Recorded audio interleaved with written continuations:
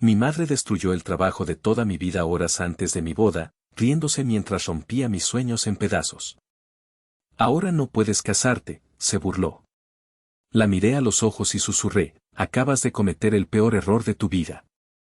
Ella seguía riendo, hasta que se dio cuenta, demasiado tarde, de que todo estaba siendo grabado.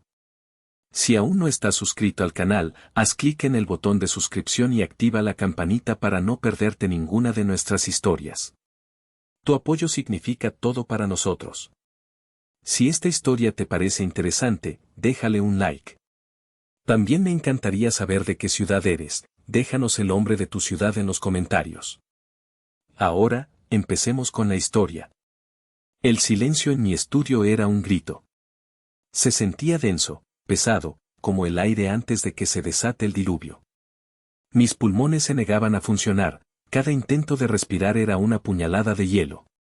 Frente a mí, sobre el suelo de madera que tantas veces había recorrido con pasos ansiosos y llenos de esperanza, yacía mi futuro hecho pedazos. La maqueta del proyecto Oasis Urbano era ahora un cementerio de sueños.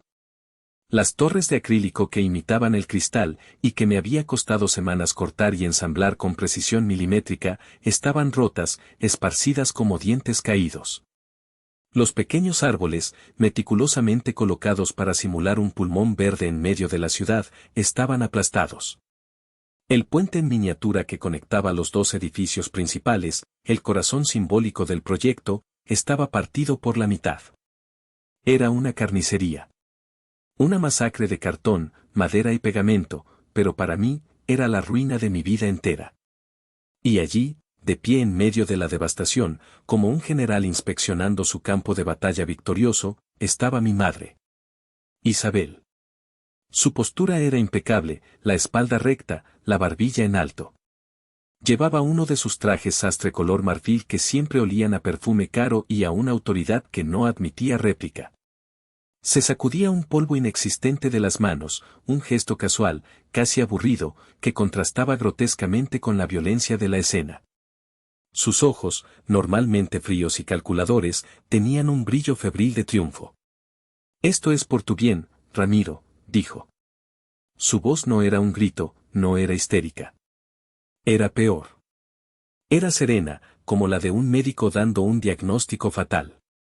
Esa mujer, no es para ti. No es para nosotros. Alguien tiene que proteger a esta familia, y está claro que tú no eres capaz de hacerlo. Las palabras flotaron en el aire, venenosas y afiladas. Esa mujer. Ni siquiera usó el nombre de Sofía. La redujo a un pronombre, a un obstáculo. La familia. Su concepto de familia era un imperio que debía ser defendido, no un refugio de amor. Mi mirada viajó de sus ojos a sus zapatos de tacón, peligrosamente cerca de una de las piezas rotas de mi diseño. El corazón me latía en los oídos, un tambor sordo y violento. Quería gritar, quería lanzarme contra ella, quería recoger los pedazos y de alguna manera, mágicamente, volver a unirlos. Pero estaba paralizado.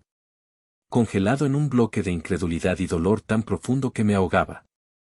Esto no era un accidente. No era un arrebato de ira.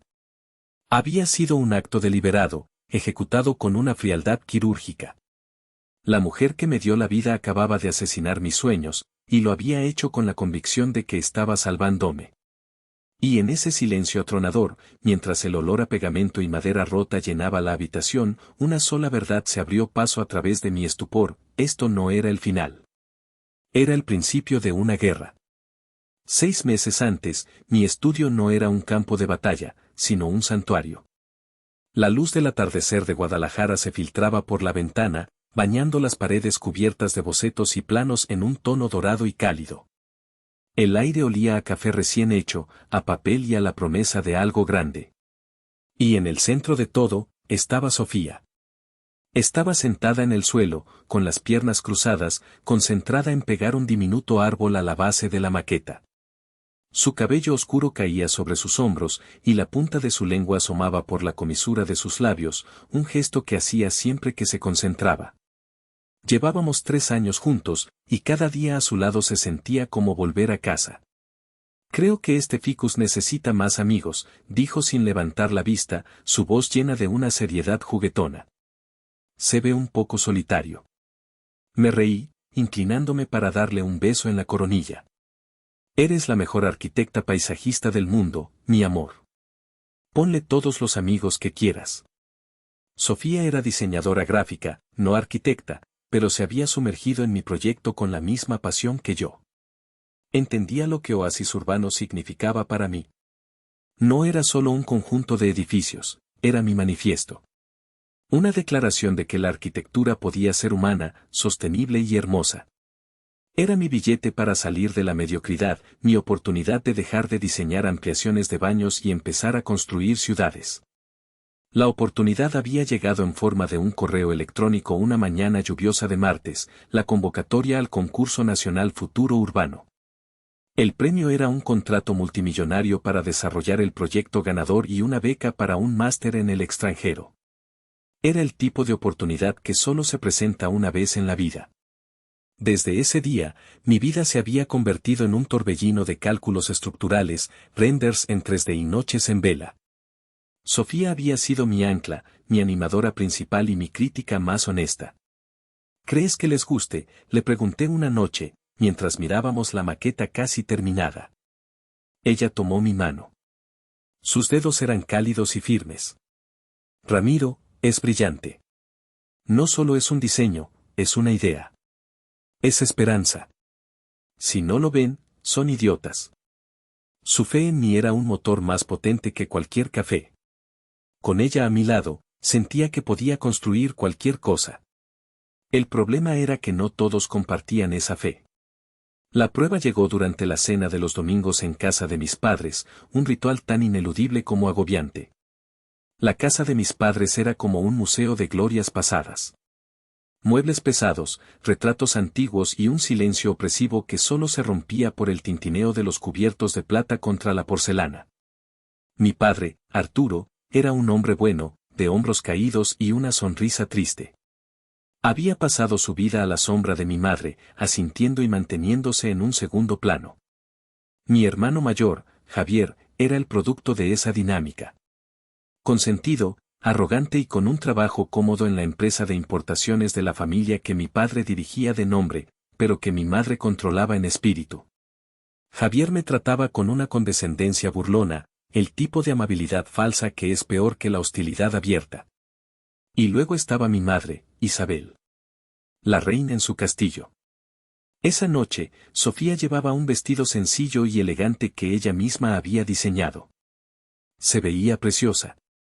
Mi madre la recorrió con la mirada de arriba abajo, una evaluación que duró apenas un segundo pero que se sintió como una inspección de aduanas. ¡Qué vestido tan original, Sofía!, dijo mi madre, la palabra original sonando como un eufemismo para barato. Me recuerda a algo que vi en un mercadillo de artesanías. Sentí como la mano de Sofía se tensaba bajo la mesa. Yo carraspeé, incómodo. Mamá, lo diseñó ella. Es diseñadora. Ah, claro.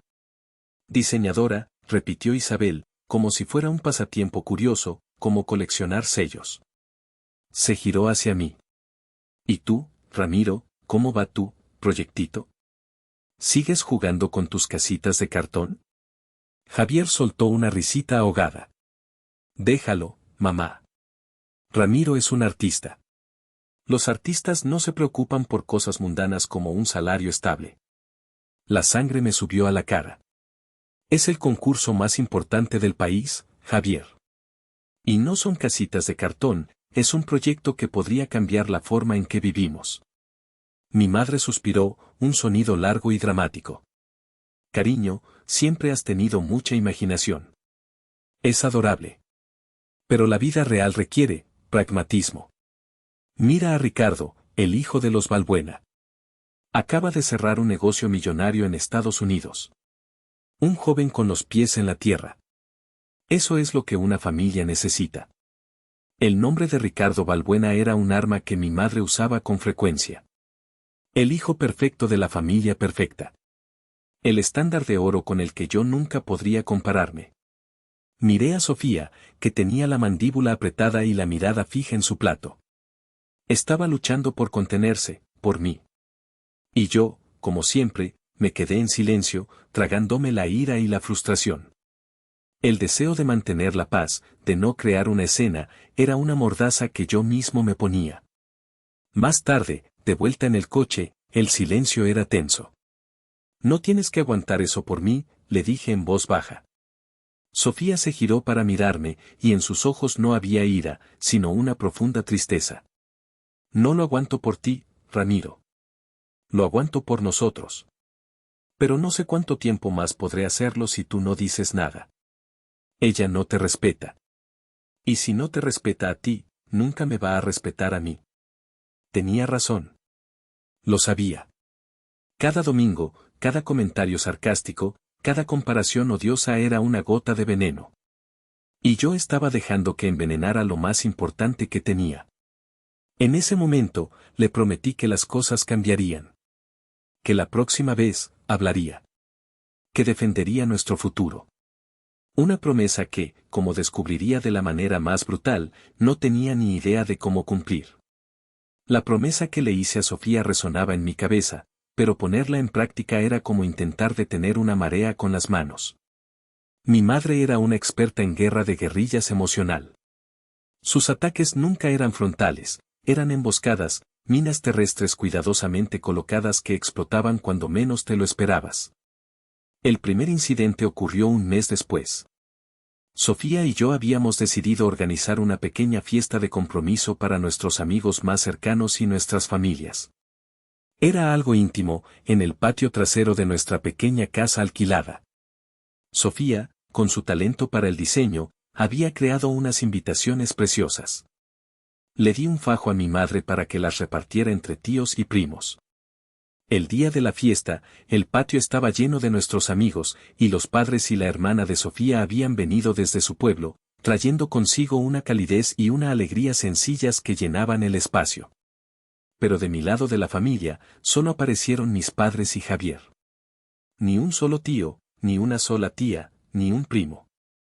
Cuando le pregunté a mi madre, ella puso una expresión de perfecta inocencia. «Ay, cariño, ¿no te lo dije?» Se me traspapelaron las invitaciones.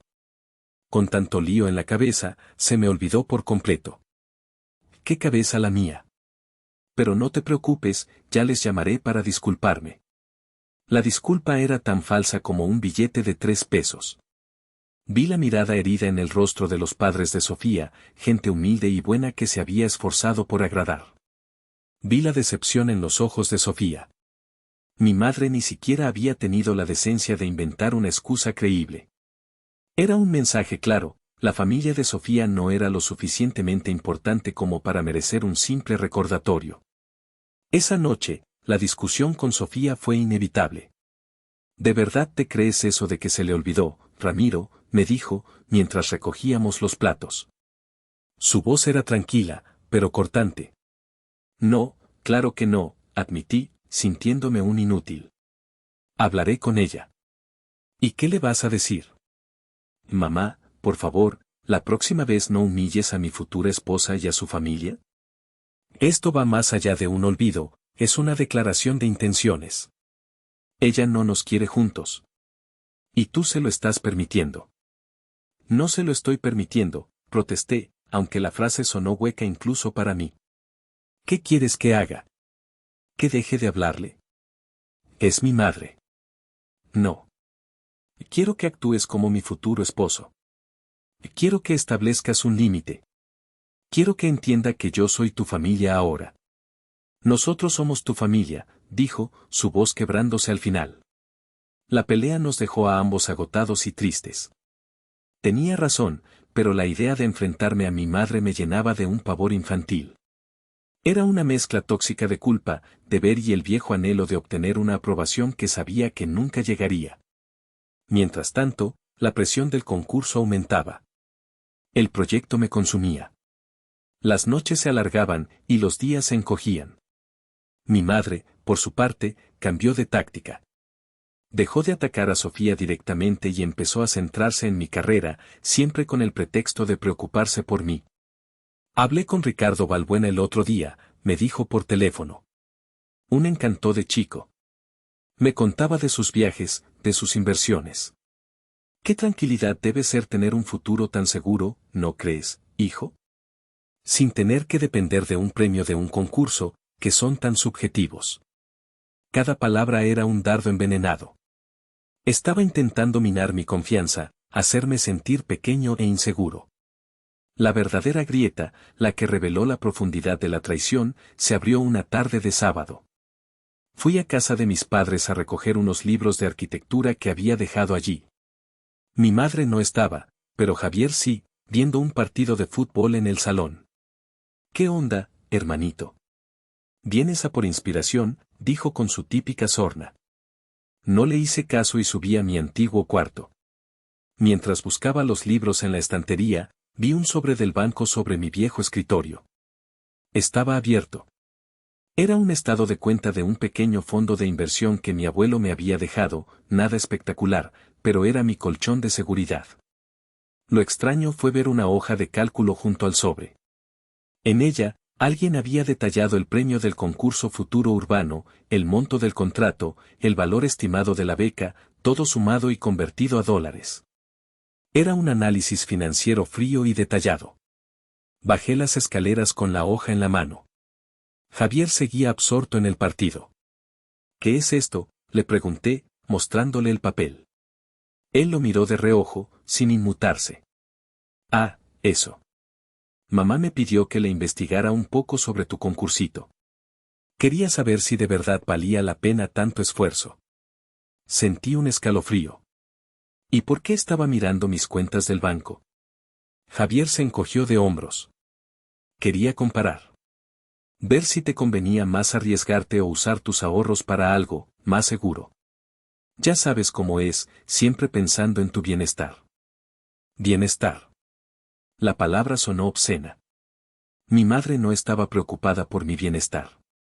Estaba tasando mi vida. Estaba calculando el valor de mi matrimonio. La revelación me golpeó con la fuerza de un puñetazo en el estómago. El interés de mi madre en el proyecto no era para apoyarme. Era para cuantificar el premio que Sofía se llevaría si se casaba conmigo. Y Javier, mi propio hermano, había sido su cómplice, su espía financiero. Salí de esa casa sintiendo que el suelo se había abierto bajo mis pies. La ingenuidad que aún me quedaba se hizo añicos. Esto no era sobre si Sofía era lo suficientemente buena para mí. Era sobre si yo, con el potencial de ganar ese concurso, me estaba mal vendiendo. Mi madre no veía a una nuera, veía una inversión fallida. Y mi hermano, carcomido por unos celos que yo nunca había querido ver, le estaba dando todas las herramientas para sabotearla. Esa noche, no le conté a Sofía lo que había descubierto. Me avergonzaba. Me avergonzaba de mi familia, y sobre todo, me avergonzaba de mi propia ceguera. Me limité a abrazarla más fuerte, a trabajar en la maqueta con una furia silenciosa, prometiéndome a mí mismo que ganaría. Tenía que ganar.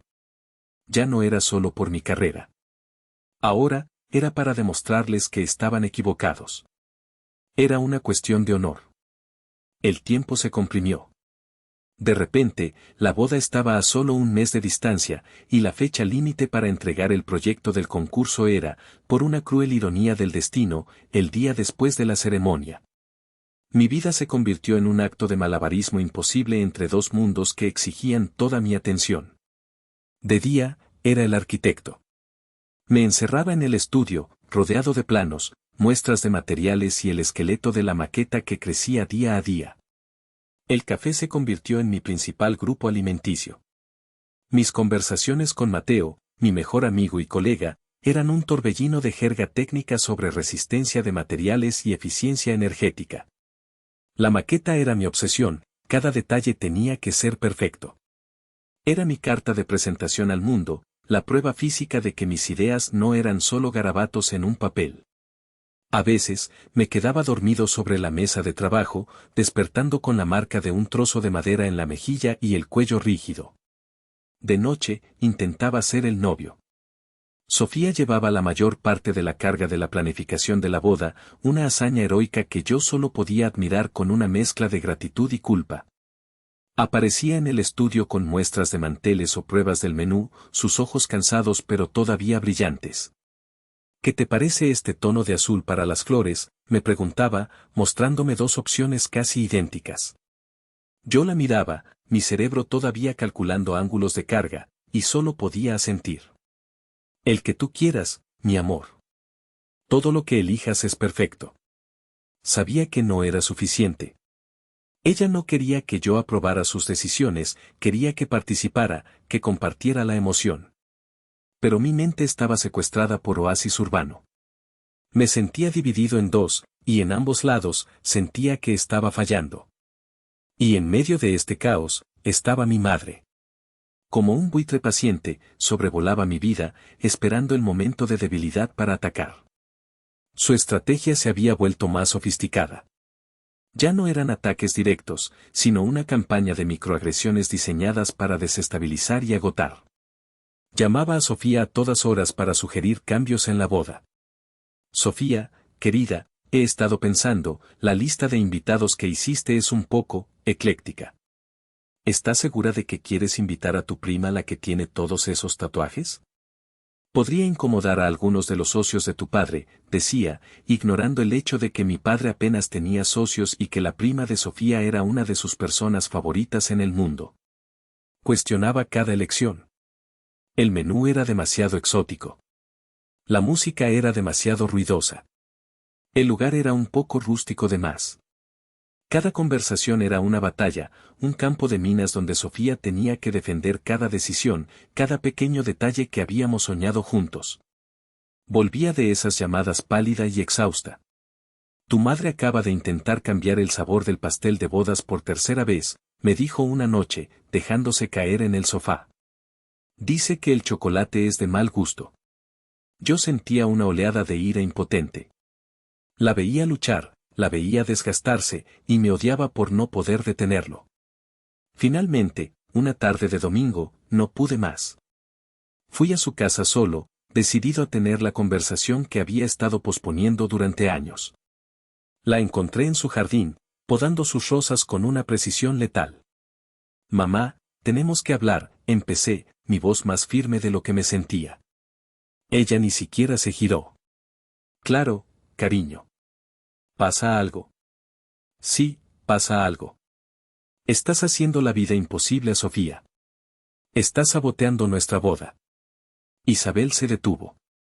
Dejó las tijeras de podar en una cesta y se giró lentamente hacia mí.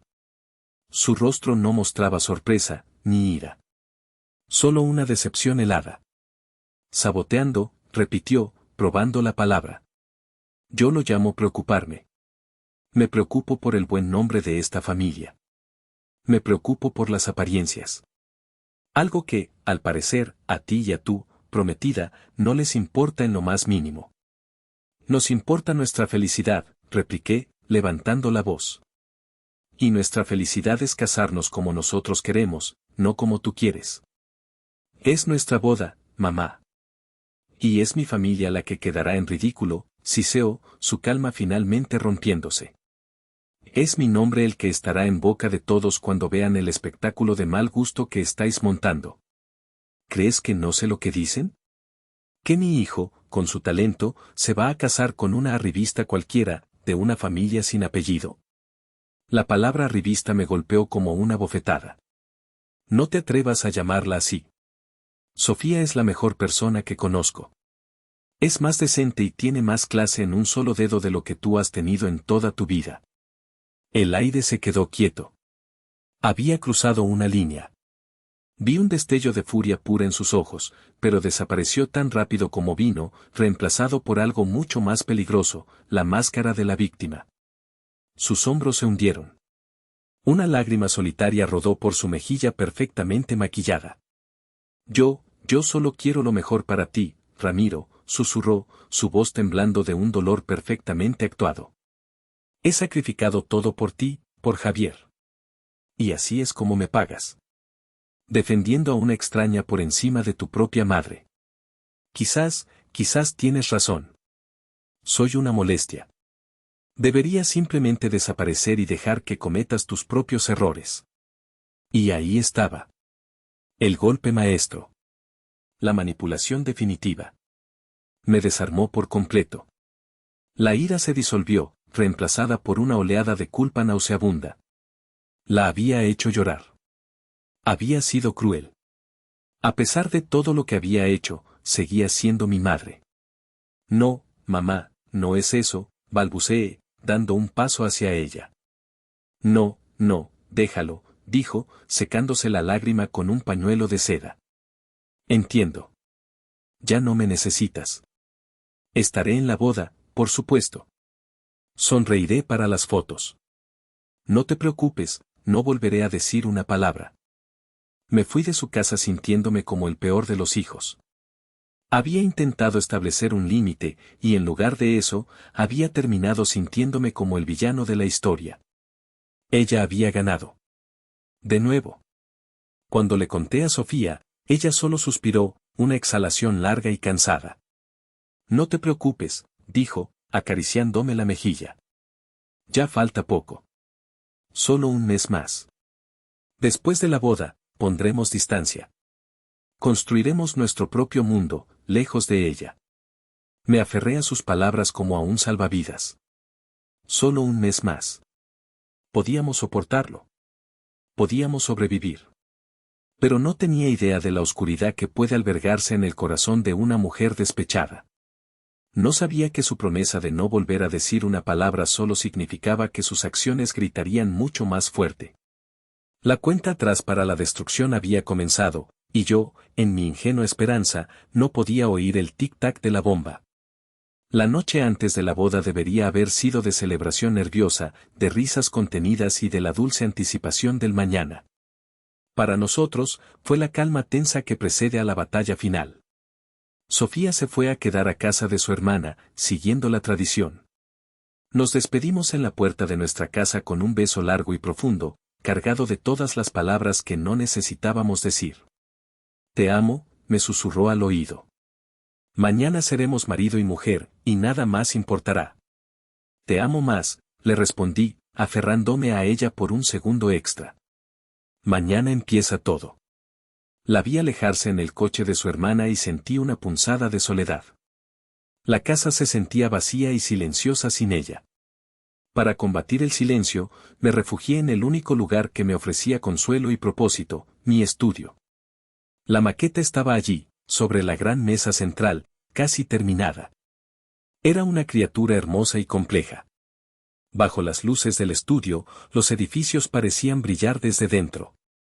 Había pasado las últimas 48 horas sin apenas dormir, añadiendo los toques finales, los pequeños bancos en las plazas, las farolas a lo largo de las aceras peatonales.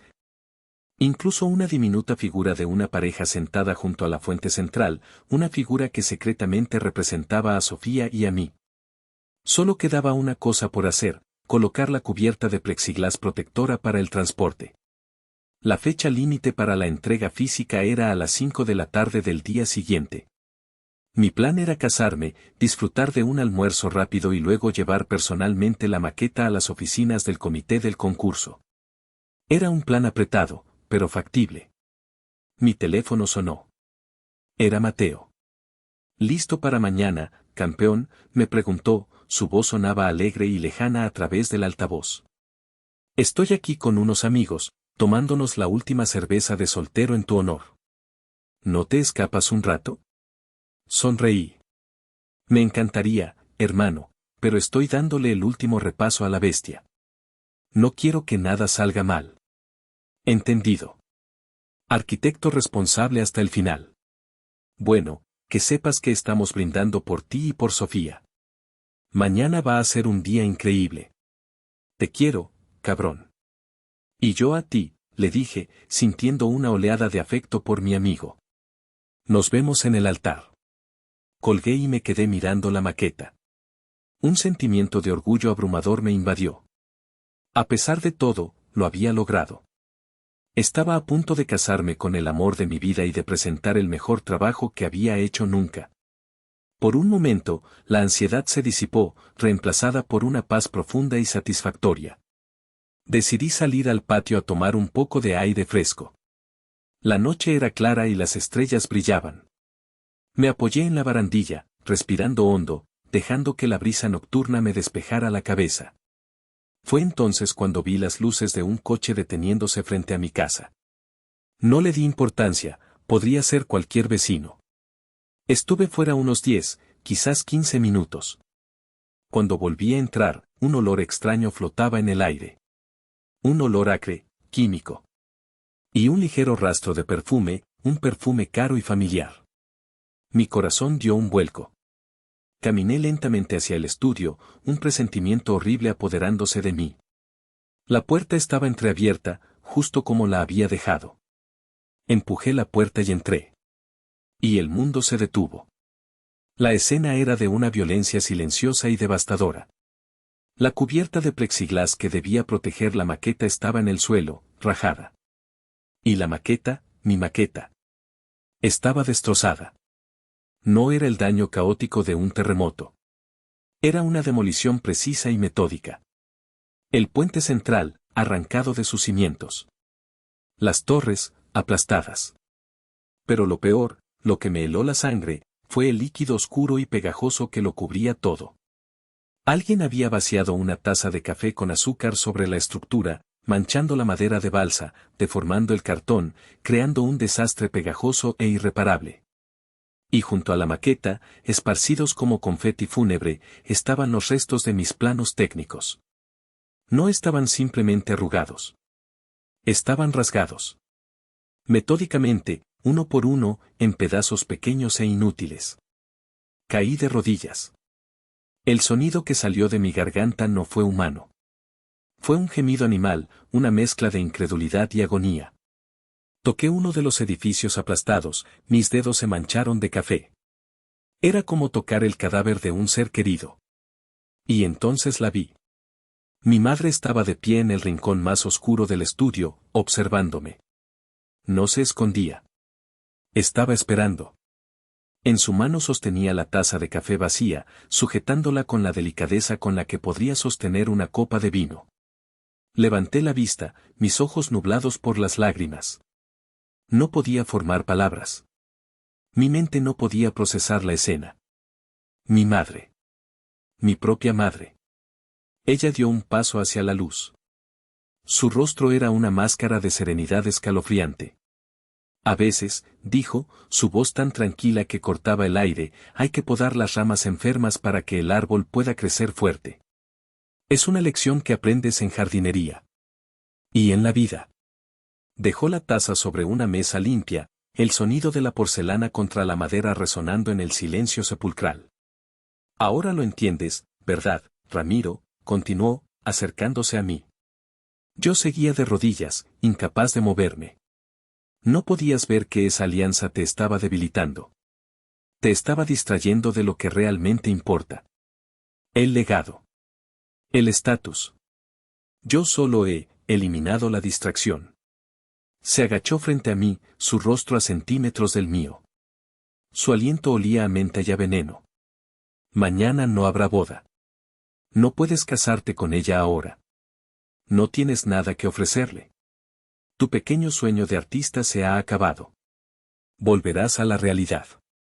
Y con el tiempo, me lo agradecerás.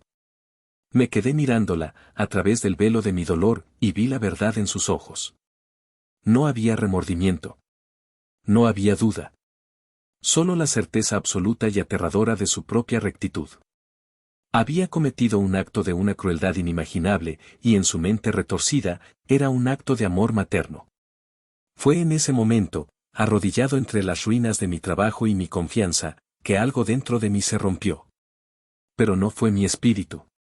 Fue la última cadena de afecto filial y de deber que me ataba a ella. El hijo que la amaba y la temía murió en ese instante. Y en su lugar, nació algo nuevo. Algo frío, duro y peligrosamente claro. El dolor seguía ahí, un océano negro y helado en mi pecho, pero sobre él comenzó a flotar algo más. Una calma extraña, casi antinatural. La adrenalina del shock inicial dio paso a una lucidez cortante. Mi mente, que momentos antes era un caos de angustia, empezó a funcionar con una precisión fría y distante, como si estuviera observando la escena desde fuera de mi propio cuerpo. Mi madre todavía estaba agachada frente a mí, esperando una reacción. Esperaba lágrimas, gritos, súplicas. Esperaba que me derrumbara para poder recogerme y moldearme de nuevo a su antojo. Pero yo no le di esa satisfacción. Lentamente, me puse de pie. Mis movimientos eran rígidos, como los de un autómata. La miré directamente a los ojos, y por primera vez en mi vida, no vi a mi madre. Vi a una extraña. Una enemiga. Has cometido un error, le dije. Mi voz no sonó como la mía. Era plana, sin emoción, lo que la hacía sonar infinitamente más amenazante que cualquier grito. Ella soltó una risa seca y condescendiente. ¿Un error, yo? Ramiro, por favor. El error fue tuyo, al pensar que podías mezclarte con gente que no es de nuestro nivel. Yo solo he corregido el rumbo. Se paseó por el estudio, tocando con la punta de sus dedos los lomos de mis libros de arquitectura, como si estuviera en una galería de arte. Mañana llamarás a Sofía. Le dirás que tienes dudas, que necesitas tiempo. Inventa cualquier cosa. La humillación será menor para ella si la gente piensa que te acobardaste. Con el tiempo, se olvidará. ¿Y tú también? No respondí. En lugar de eso, mi mirada se desvió hacia la esquina superior de la habitación, justo encima de la puerta. Hacia un pequeño punto negro, apenas perceptible contra la pintura blanca. Mi madre siguió mi mirada, frunciendo el ceño. ¿Qué miras? ¿Esperas que un ángel baje a salvar tu obra de arte? No, dije, volviendo a mirarla. No un ángel. Di un paso hacia mi escritorio, evitando con cuidado los restos de los planos. Mi teléfono estaba donde lo había dejado. Lo cogí. Mis manos temblaban ligeramente, pero no de miedo. Era rabia. Una rabia pura y glacial que me recorría las venas. Ella me observaba con una curiosidad divertida, como si fuera un niño haciendo un berrinche silencioso. ¿Qué vas a hacer? ¿Llamar a tu noviecita para que venga a llorar contigo? Adelante. Que vea el desastre en el que la has metido. Desbloqueé el teléfono y abrí una aplicación. La pantalla cobró vida, mostrando una imagen en directo. La imagen de mi estudio. Desde un ángulo elevado. La misma imagen que estaba viendo con mis propios ojos, pero en la pantalla. Mostraba la maqueta destrozada en el centro, y a nosotros dos, de pie, uno frente al otro. Giré el teléfono y se lo mostré. Su sonrisa se congeló. Se inclinó para ver mejor, sus ojos entrecerrándose. ¿Qué es eso? ¿Una especie de broma? Se llama cámara de seguridad, expliqué, mi voz todavía monótona. La instalé la semana pasada. Me pareció extraño que algunos de mis bocetos aparecieran movidos de sitio. Pensé que quizás Javier entraba a curiosear. Hice una pausa, dejando que las palabras calaran. Graba en alta definición. Con sonido. Y tiene una función de transmisión en directo a una carpeta en la nube. El color empezó a desaparecer del rostro de mi madre. Su perfecta compostura comenzó a agrietarse. Una carpeta en la nube a la que, por cierto, tienen acceso algunas personas clave, continué, implacable. Mi amigo Mateo, para consultas técnicas. Mi padre, para que viera los avances. Y también, el señor Vargas. El nombre del señor Vargas, el principal inversor y jurado del concurso, cayó en la habitación como una piedra en un estanque. Le di acceso para que pudiera seguir el proceso creativo en tiempo real. Le pareció una idea fascinante. Innovadora. De hecho, recibe una notificación en su teléfono cada vez que la cámara detecta movimiento y empieza a transmitir en directo. Como ahora mismo. El rostro de Isabel era un poema de horror. Su boca se abrió y se cerró, pero no salió ningún sonido.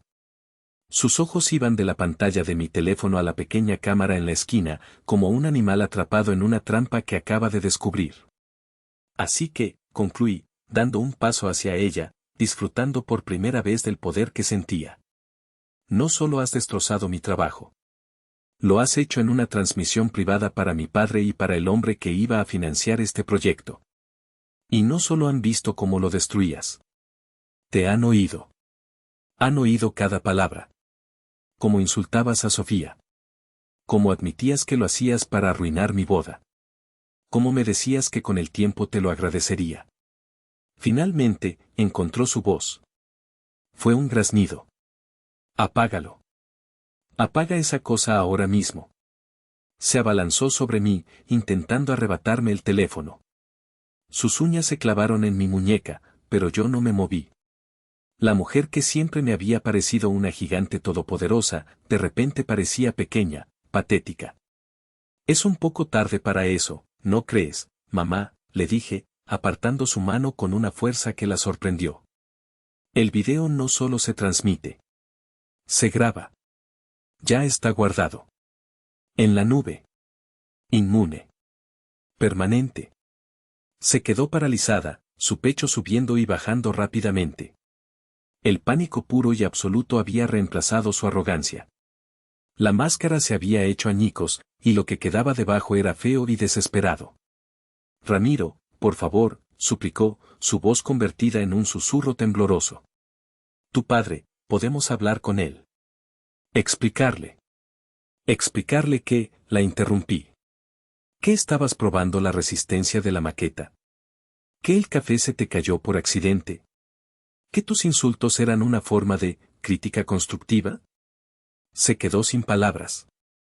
La trampa que ella había tendido con tanto cuidado se había cerrado de golpe sobre ella. Y yo era quien sostenía la llave. En ese momento, mi teléfono vibró en mi mano. Era una notificación. Un mensaje de mi padre. Lo abrí y se lo leí en voz alta. Estoy yendo para allá. No te muevas de la casa. Y no la dejes irse. El sonido del timbre de la puerta fue como un disparo en la noche. Rompió el hechizo de horror que había paralizado a mi madre. Se sobresaltó, mirando hacia la entrada como si el diablo en persona estuviera al otro lado. Yo, en cambio, sentí una extraña sensación de alivio. La confrontación ya no era solo mía. Fui a abrir. En el umbral estaban mi padre y Mateo. La cara de mi padre era una máscara de piedra que nunca le había visto. Sus ojos, normalmente amables y algo ausentes, ardían con una furia fría y contenida. Mateo parecía haber envejecido 10 años en los 20 minutos que había tardado en llegar, su expresión era una mezcla de incredulidad y una lealtad feroz hacia mí. Entraron sin decir palabra. Sus miradas pasaron por encima de mí y se clavaron en la escena del crimen, el estudio devastado y la figura temblorosa de mi madre en el centro. Arturo, balbuceó mi madre, dando un paso hacia él. No es lo que parece. Yo solo. Cállate, Isabel, la cortó mi padre. Su voz era baja, pero tenía un peso, una autoridad que yo jamás le había escuchado usar con ella. Por primera vez en 30 años, cállate y no digas nada. Se acercó a la maqueta, agachándose para examinar los daños. Tocó suavemente uno de los edificios rotos, y vi cómo sus hombros se hundían.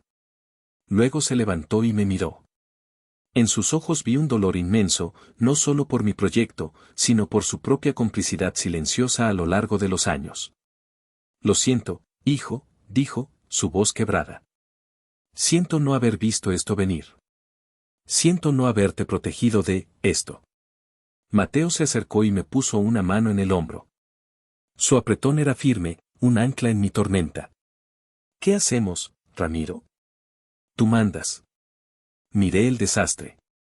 Miré a mi madre, que ahora lloraba en silencio, lágrimas de autocompasión, no de remordimiento.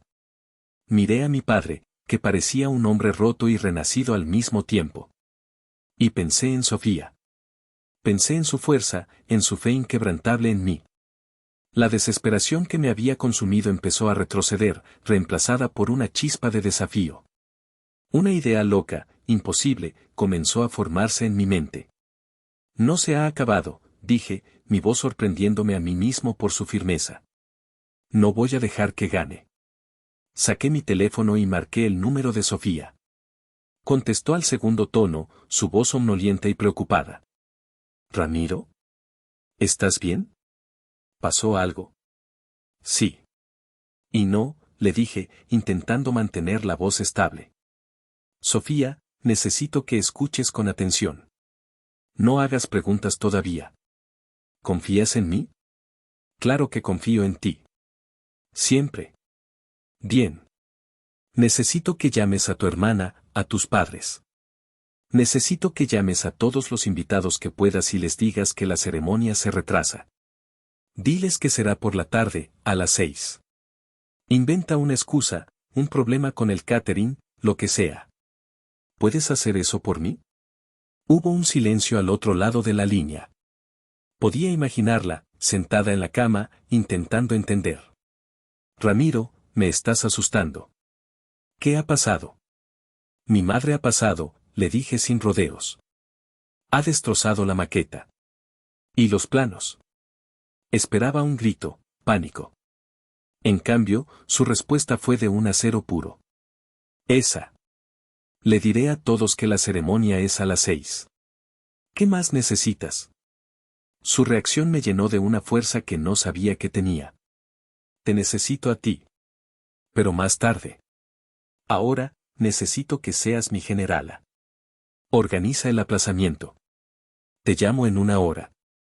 Colgué y me giré hacia los 3 rostros que me miraban con asombro. Mateo, ordené, sintiendo la adrenalina tomar el control. Los planos. Están destrozados, pero son copias. Los originales están en tu disco duro externo, ¿verdad? El que usamos para las copias de seguridad. Mateo parpadeó, y luego una luz de comprensión iluminó su rostro. Sí. Claro. Hice una copia anoche. Están a salvo. Ve a tu casa. Tráelo. Y trae tu portátil de alto rendimiento. Necesitaremos imprimir todo de nuevo. Busca la imprenta 24 horas que usamos para el proyecto de la torre. Llámalos, sobornalos si es necesario. Necesitamos los planos en tamaño completo para las 10 de la mañana. Mateo asintió, ya sacando su teléfono. Considéralo hecho. Y salió corriendo por la puerta. Me volví hacia mi padre. Papá. La maqueta. La estructura principal está dañada, pero la base está intacta. Necesitamos materiales. Madera de balsa, acrílico, pegamento industrial, cúters de precisión, todo lo que puedas encontrar. Hay una tienda de modelismo en el centro que abre a las 8. Necesito que estés en la puerta cuando abran y compres todo lo que tengan en la lista que te voy a dar.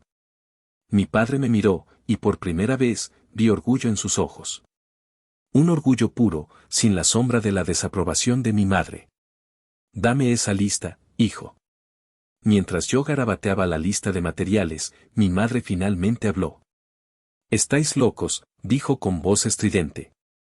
Es imposible. No podéis reconstruir eso en unas horas. Míranos, le espeté, sin levantar la vista del papel. Le di la lista a mi padre. Él la tomó, asintió y se dirigió a la puerta. Antes de salir, se detuvo y la miró. Tú y yo hablaremos después, Isabel. Pero ahora mismo, o ayudas, o te apartas del camino de mi hijo. Se fue, cerrando la puerta tras de sí. Nos quedamos solos. Ella, de pie, derrotada y furiosa. Yo, en el centro del caos, sintiendo como el arquitecto dentro de mí tomaba el control. Comencé a evaluar los daños, no con el corazón de un artista herido, sino con la mente fría de un ingeniero de demoliciones. Empecé a retirar con cuidado los trozos más grandes, a limpiar el café pegajoso con un trapo, a salvar lo que se podía salvar. Mi madre me observaba en silencio, su presencia era una nube tóxica en la habitación. ¿Podrías ayudar?, le dije sin mirarla. Podrías empezar por limpiar el desastre que has hecho. Ella no se movió. Esto es una locura, Ramiro. Estás humillándote. Estás retrasando una boda por un juguete roto. Este juguete roto, le dije, girándome para enfrentarla, es mi futuro. El futuro que tú intentaste destruir. Y esta boda no se retrasa por la maqueta. Se retrasa para que yo pueda demostrarte, a ti y a todo el mundo, de lo que estoy hecho. Ahora, si no vas a ayudar, lárgate. No tengo tiempo para tu veneno.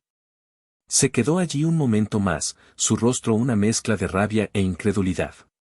Luego, sin decir una palabra más, se dio la vuelta y salió del estudio, y poco después, oí la puerta principal cerrarse de un portazo. El silencio que dejó atrás no era vacío. Estaba lleno de propósito. Miré el reloj. Eran las 2 de la mañana. Tenía menos de 15 horas para realizar un milagro. Y por primera vez esa noche, sonreí. El juego había comenzado.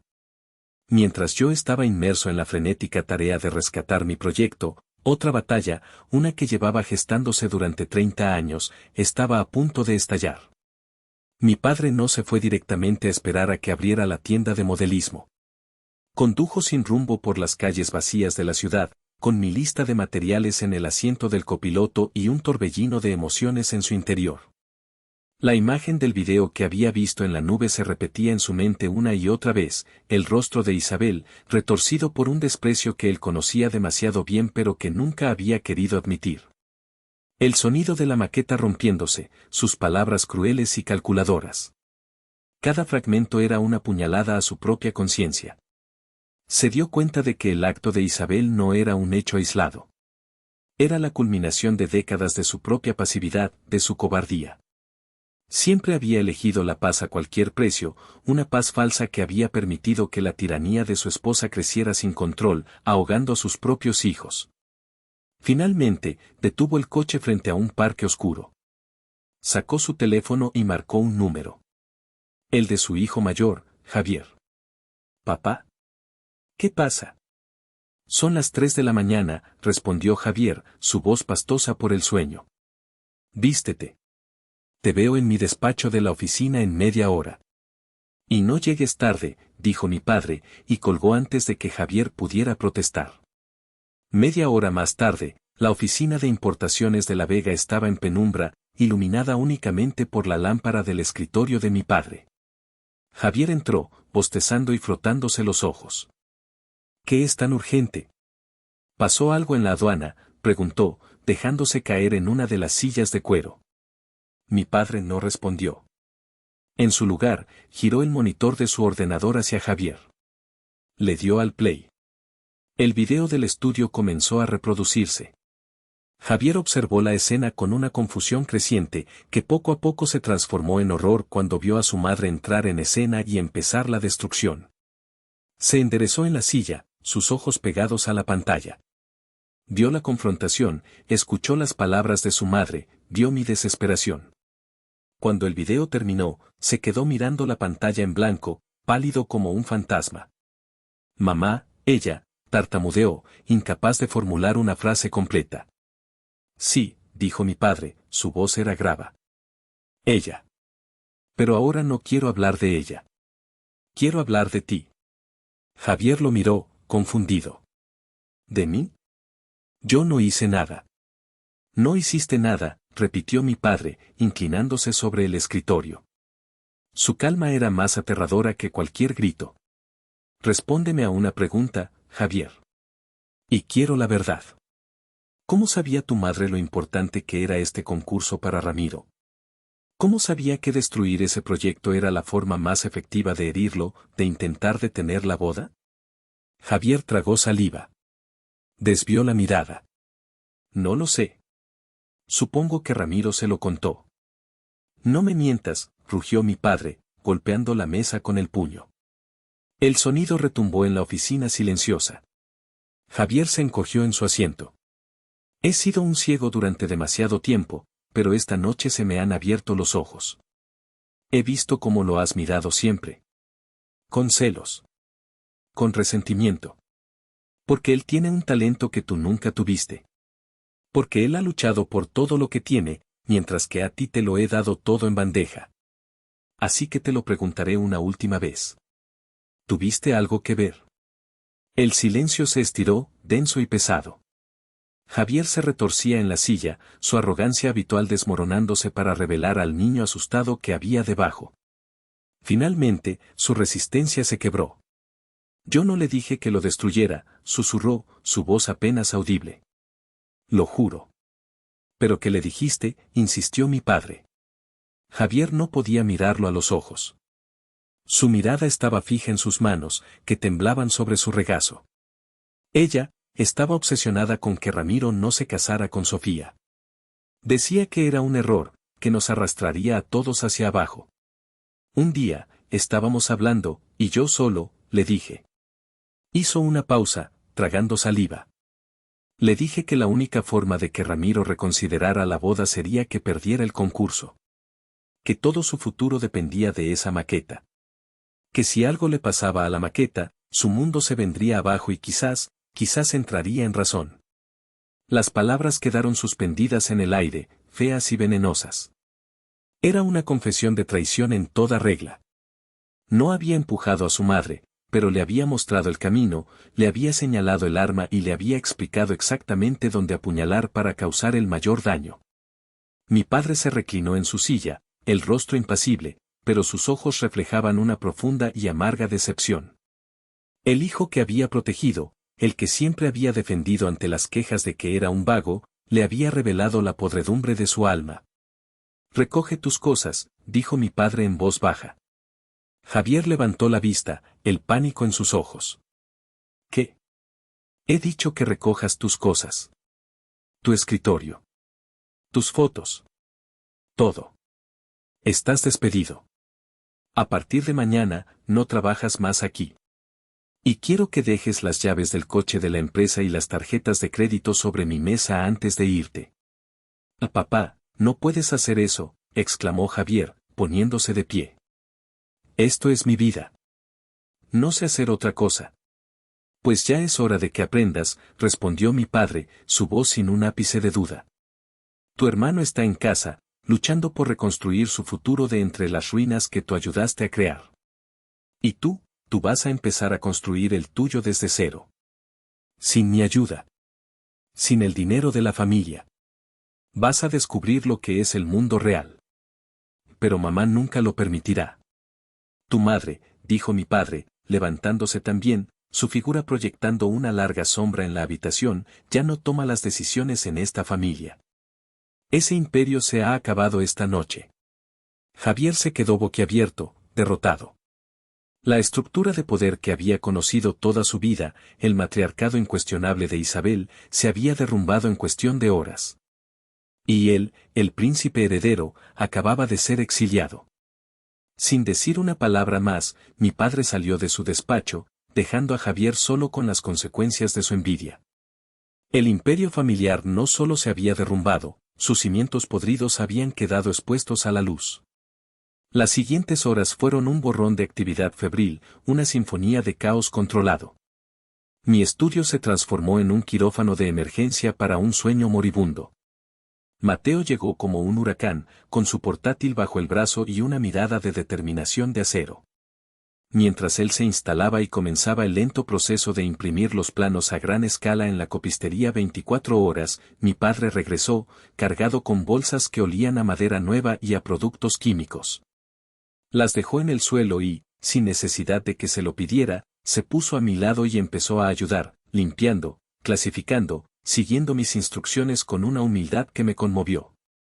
Trabajamos en un silencio casi total, comunicándonos con gestos y monosílabos.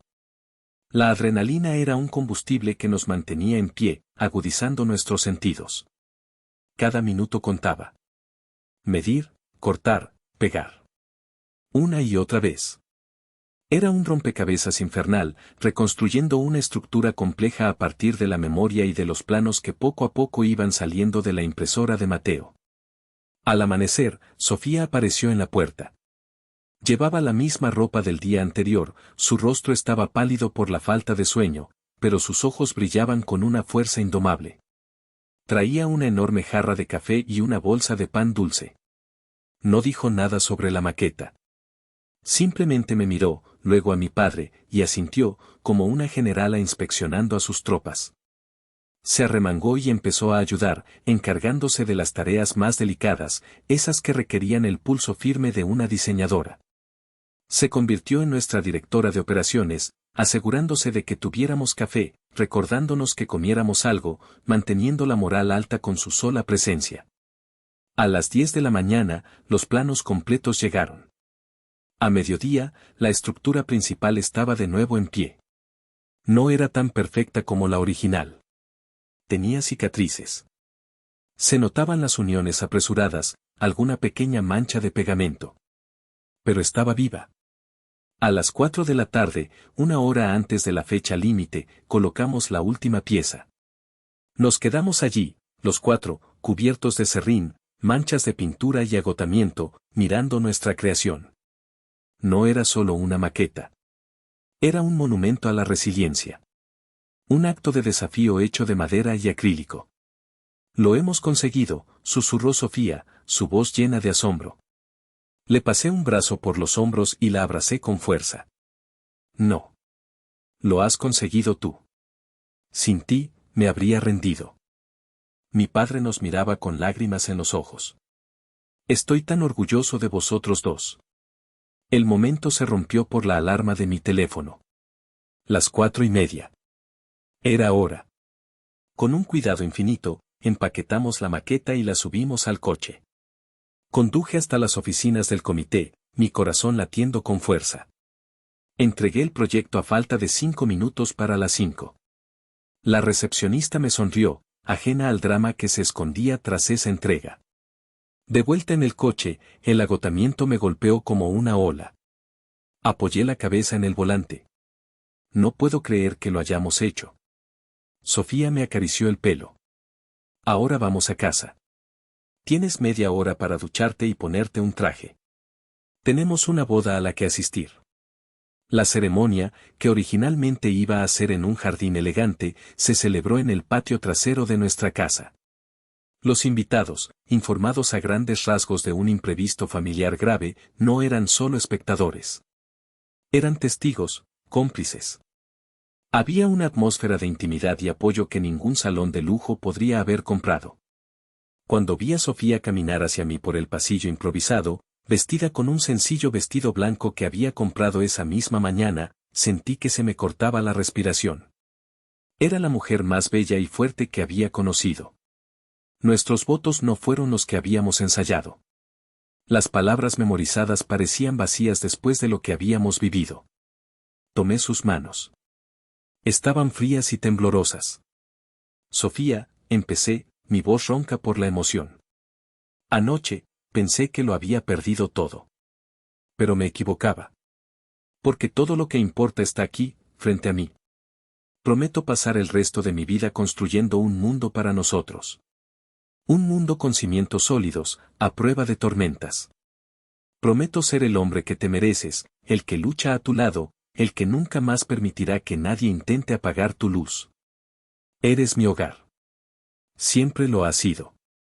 Las lágrimas corrían por sus mejillas cuando le tocó hablar. Ramiro, dijo, su voz firme a pesar de las lágrimas. Hoy hemos demostrado que no somos de los que se rinden. Que podemos reconstruir cualquier cosa desde las ruinas, siempre que lo hagamos juntos. Prometo ser tu socia, tu apoyo, tu crítica más honesta y tu fan número 1. Prometo que nuestro amor no será un refugio para escondernos del mundo, sino una fortaleza desde la que saldremos a conquistarlo. Acepto este caos, esta vida imperfecta y hermosa, contigo. Cuando el oficiante nos declaró marido y mujer, el aplauso de nuestros amigos y familiares no fue educado. Fue un rugido. Un grito de victoria. Mientras besaba a mi esposa, supe que nuestra boda no había sido arruinada. Había sido forjada en el fuego. Y lo que había surgido de las llamas era algo mucho más fuerte, mucho más real y mucho más inquebrantable que cualquier sueño perfecto. Nuestra luna de miel no fue en una playa exótica, sino en una pequeña cabaña alquilada en las montañas, a un par de horas de la ciudad. Necesitábamos silencio, naturaleza y distancia. Necesitábamos tiempo para procesar el huracán que había sido nuestra boda y para empezar a sanar. Pasamos los días caminando por el bosque, sentados junto a un arroyo, hablando durante horas o simplemente disfrutando del silencio mutuo.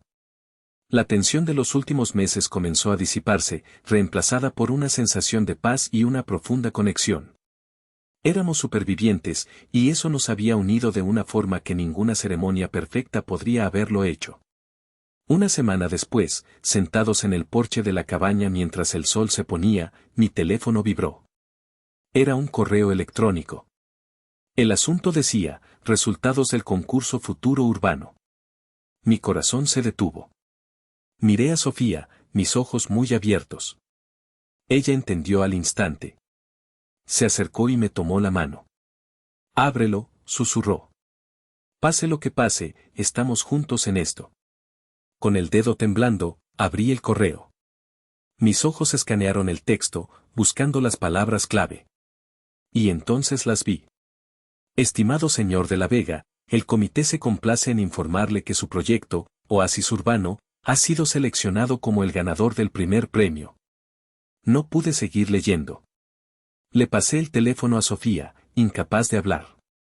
Ella leyó el resto en voz alta, su voz creciendo en emoción con cada palabra. Hablaba de la visión innovadora, de la resiliencia implícita en el diseño y de la profunda humanidad del proyecto. Cuando terminó, nos quedamos en silencio por un momento, asimilando la enormidad de la noticia. Y entonces, empezamos a reír. Una risa que venía desde el fondo del alma, una risa de incredulidad, de alivio y de pura alegría. Me levanté, la levanté en brazos y di vueltas con ella hasta que ambos estuvimos mareados. Había ganado. A pesar de todo. A pesar de ella. Habíamos ganado. No era solo una victoria profesional. Era una reivindicación. Era la prueba de que la malicia podía destruir una maqueta, pero no podía destruir una idea. No podía destruir el talento. No podía destruir la voluntad. Mientras celebrábamos, las consecuencias de aquella noche fatídica seguían su curso en la ciudad. Mi padre, fiel a su palabra, había tomado el control. Al día siguiente de la boda, tuvo la conversación con mi madre. No fue una discusión. Fue una sentencia. Le mostró el video una vez más y le dio un ultimátum, o buscaba ayuda profesional, terapia intensiva para lidiar con su narcisismo y su necesidad de control, o él iniciaría los trámites de divorcio. Y se aseguraría de que todo el círculo social que tanto le importaba supiera exactamente por qué. Por primera vez, Isabel no tuvo argumentos. Se vio acorralada, despojada de su poder. Aceptó.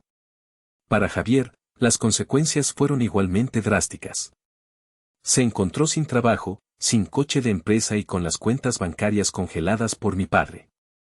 Tuvo que mudarse a un pequeño apartamento y buscar trabajo por primera vez en su vida sin el apellido familiar como carta de presentación. Se vio obligado a enfrentarse a sí mismo, a su mediocridad y a los celos que lo habían consumido. Era un camino duro, y mi padre se mantuvo firme en que debía recorrerlo solo. El señor Vargas, el inversor, me llamó personalmente para felicitarme. Ramiro, me dijo, su voz grave y respetuosa, he visto muchos proyectos en mi vida. Pero nunca había visto a un hombre construir uno 2 veces en menos de 24 horas. No solo estoy invirtiendo en su diseño. Estoy invirtiendo en su carácter. Tiene un gran futuro por delante. La noticia de nuestra boda del Fénix, como la apodaron nuestros amigos, se extendió en pequeños círculos. No se convirtió en un escándalo público, pero la historia se susurró en las cenas y reuniones. Isabel se convirtió en una figura trágica y aislada. Sus amigas, aquellas que valoraban el estatus por encima de todo, se distanciaron de ella, temerosas de asociarse con tal escándalo. Su peor pesadilla se había hecho realidad, había perdido el prestigio que tanto se había esforzado por proteger. Sentado en ese porche de montaña, con el correo de la victoria en la mano y el brazo de mi esposa alrededor de mis hombros, no sentí ni una pizca de regodeo. No sentí placer en la caída de mi madre o de mi hermano. Solo sentí una profunda y melancólica justicia. Las acciones tenían consecuencias. Las semillas que habían sembrado durante años finalmente habían dado su amarga cosecha. Y nosotros, que habíamos sido el blanco de su destrucción, estábamos allí, viendo el atardecer, con un futuro brillante y lleno de posibilidades abriéndose ante nosotros. La recompensa no era solo el dinero o el prestigio. La verdadera recompensa era la libertad. La libertad de construir nuestra vida según nuestros propios términos, sobre unos cimientos de amor, respeto y una fuerza que ahora sabíamos que era inquebrantable. 6 meses después, el olor a serrín y pintura fresca había sido reemplazado por el de café y papel de planos nuevos. Estábamos en nuestra propia oficina. Un espacio pequeño, luminoso y lleno de energía en el corazón de la ciudad. En la puerta de cristal, un vinilo elegante y minimalista decía, Phoenix Arquitectos. Usé una parte del dinero del premio para fundar la empresa con Mateo. Sofía se unió a nosotros, no solo como mi esposa, sino como nuestra directora creativa, aportando su visión de marca y diseño a cada proyecto. Éramos un equipo, una pequeña familia profesional forjada en la crisis. La vida había cambiado de formas que apenas podía comprender. El éxito del concurso nos trajo reconocimiento y, con él, nuevos clientes. Ya no diseñaba ampliaciones de baños. Estábamos trabajando en un centro comunitario, en un proyecto de viviendas sostenibles y, por supuesto, en la primera fase de Oasis Urbano, que empezaría a construirse en unos meses. Pero el cambio más grande no era externo. Era interno. Me movía por el mundo con una confianza que nunca antes había poseído. La confrontación con mi madre me había liberado de un peso que ni siquiera sabía que llevaba, la necesidad de su aprobación. Había aprendido de la manera más dura que la única aprobación que necesitaba era la mía y la de la mujer que estaba a mi lado. Aprendí a establecer límites, a decir no y a defender mi espacio y mis decisiones sin sentirme culpable. La relación con mi familia se estaba redefiniendo lentamente, dolorosamente. Mi padre era una presencia constante y de apoyo.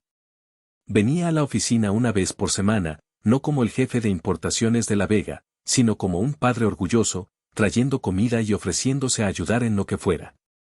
Nuestra relación se había vuelto más honesta y profunda que nunca. Javier estaba luchando. Había encontrado un trabajo de nivel básico en una empresa de logística.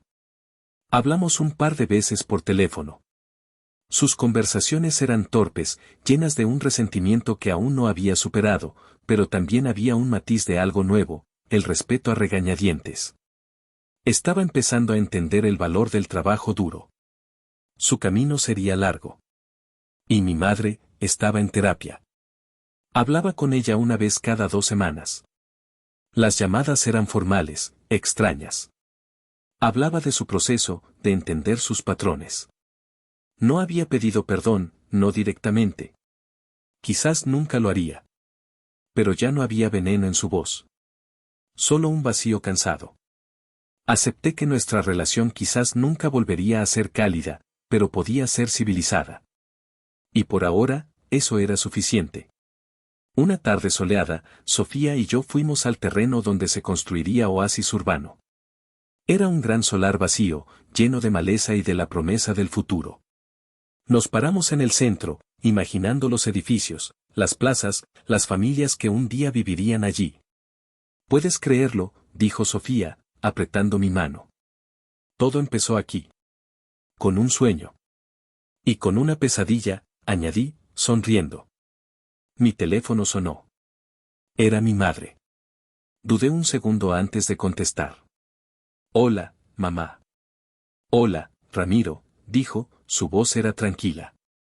«¿Cómo estáis?» «Estamos bien». «Muy bien». «Estamos en el terreno del proyecto». Hubo un silencio. Podía oír su respiración al otro lado. «Eso, es bueno», dijo finalmente. «Me alegro por ti». «Por vosotros». No era mucho. Pero era más de lo que había recibido de ella en toda mi vida. Era una pequeña semilla de reconocimiento. «Gracias, mamá. Tengo que irme. Hablamos luego». Colgué y guardé el teléfono. Sofía me miraba, sus ojos llenos de comprensión. No necesitaba preguntar. Me atrajo hacia ella y me besó. «¿Estás bien?», me dijo, no como una pregunta, sino como una afirmación.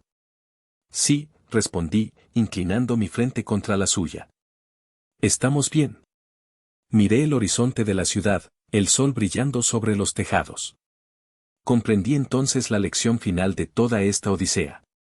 A veces, las estructuras más fuertes no son las que nunca se rompen, sino las que se reconstruyen después de haber sido demolidas. A veces, para construir algo nuevo y hermoso, Primero tienes que dejar que lo viejo se queme hasta los cimientos. Nuestro futuro no estaba escrito en planos perfectos e inmaculados. Estaba lleno de cicatrices, de reparaciones, de las marcas de la batalla. Y era infinitamente más fuerte y más hermoso por ello. Éramos Fénix arquitectos. Y estábamos listos para elevarnos de las cenizas, juntos.